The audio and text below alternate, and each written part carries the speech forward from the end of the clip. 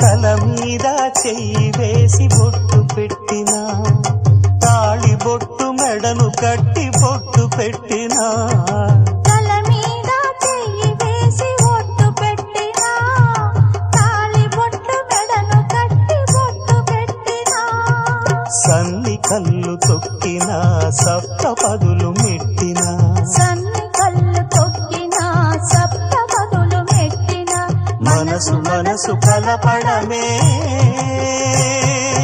మంత్రం పరమార్థం.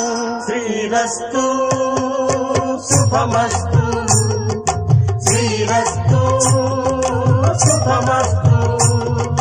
శ్రీకారం చుట్టుకుంది పెళ్లి పుస్తకం, ఇక ఆకారం దాచుతుంది కొత్త జీవితం.